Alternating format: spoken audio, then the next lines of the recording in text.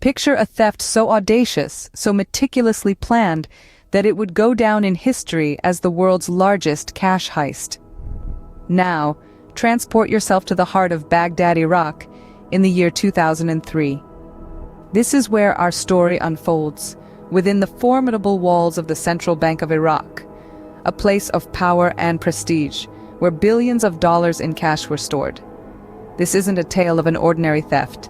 This is a story of a heist so grand it seems almost impossible. A staggering $1 billion in cold hard cash vanished into thin air. Yes, you heard it right, $1 billion. An amount so vast it's difficult to fathom. To give you an idea, if you stacked $1 billion $1 bills, it would reach nearly 68 miles high. That's taller than Mount Everest, the highest peak on Earth. But this isn't just about the money. This is about the audacity, the sheer nerve it took to plan and execute such an extraordinary act. The Central Bank of Iraq, a fortress in its own right, was thought to be impregnable. Its thick concrete walls, state-of-the-art security systems, and round-the-clock surveillance were designed to deter even the most daring of criminals. Yet, in the face of all these safeguards, the unimaginable happened. This heist wasn't a spur-of-the-moment act of desperation. It was a meticulously planned operation, carried out with precision and brazen boldness. The weeks leading up to the heist were filled with a flurry of activity. Plans were drawn, alliances forged, and every possible contingency considered. Yet, despite the enormity of the task, not a whisper of the impending theft leaked out. The world woke up to the shocking news of the heist, struggling to digest the magnitude of what had transpired. The audacious theft had not only rattled the Central Bank of Iraq, but sent shockwaves around the globe. But how did this extraordinary theft occur? Let us rewind and start from the beginning. Behind every audacious crime, there's a mastermind, and in this case, that mastermind was none other than Saddam Hussein.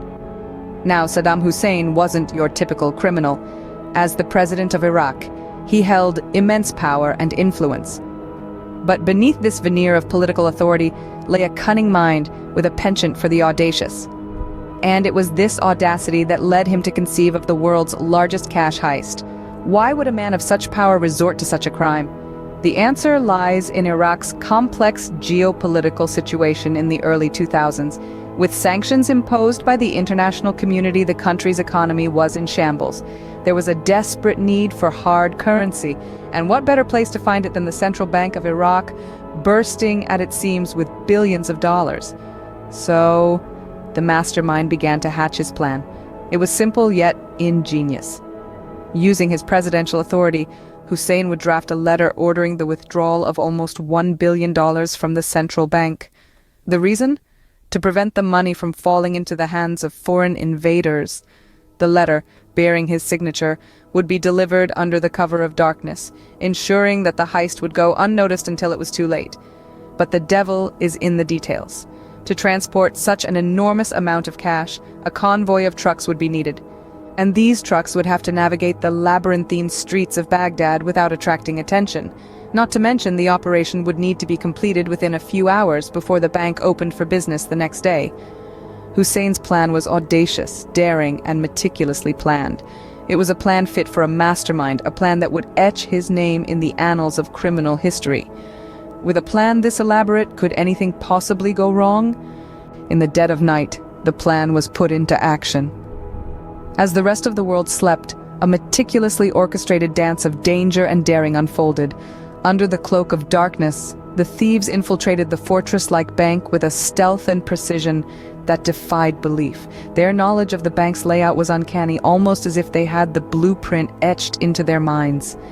They navigated the labyrinth of corridors and vaults with an eerie familiarity. Every corner turned, every door unlocked, was a testament to the hours of planning and rehearsal that had gone into this audacious endeavor. The vault, the final hurdle, posed no significant challenge to these seasoned criminals. They breezed through the state-of-the-art security systems, bypassed the biometric locks, and cracked the uncrackable safe. As the massive steel doors swung open, they were greeted by a sight that would make even the most hardened criminal gasp. Stacks upon stacks of crisp bills lay before them, an unimaginable fortune ripe for the taking. They worked quickly, methodically, filling bag after bag with the freshly minted currency. The sheer volume of cash was staggering. We're not talking about a few million here. We're talking about a sum so colossal that it could destabilize an economy. The total amount stolen? An eye-watering $2.6 billion. The entire operation was over before dawn. From infiltration to extraction, they had executed the heist in a matter of hours. Not a single alarm had been triggered, not a single eyewitness left. They had slipped in and out like phantoms, leaving no trace of their presence save for the gaping hole in the bank's reserves. In just a matter of hours, an unimaginable amount of money disappeared into thin air. The world's largest cash heist had been executed flawlessly, leaving behind a stunned world and a mystery that would baffle investigators for years to come. When the sun rose over Baghdad, the magnitude of the theft began to dawn upon the world. As daylight broke, the Central Bank of Iraq was left reeling, its vaults emptied to the tune of billions. The government, too, was in a state of shock. The audacity of the heist was simply staggering. No one had anticipated that such an operation could be pulled off, especially not on such a grand scale. The news spread like wildfire, catapulting the world into a frenzy of disbelief and speculation. Never before had such a massive sum been stolen. The world's largest cash heist had become an undeniable reality. Governments, financial institutions, and the general public alike were left scratching their heads, trying to make sense of this audacious act. The Central Bank of Iraq was left in a precarious position, its credibility severely damaged. The enormity of the theft raised questions about the security measures in place, sparking a wave of investigations and audits. The Iraqi government, too, was under the spotlight. The heist had revealed glaring gaps in their oversight and governance, leading to calls for reforms and accountability. Internationally, the shockwaves of the heist were felt far and wide. Global financial markets wobbled as investors grappled with the implications of the theft. The heist had exposed the vulnerability of financial institutions, challenging previously held assumptions about the security of money.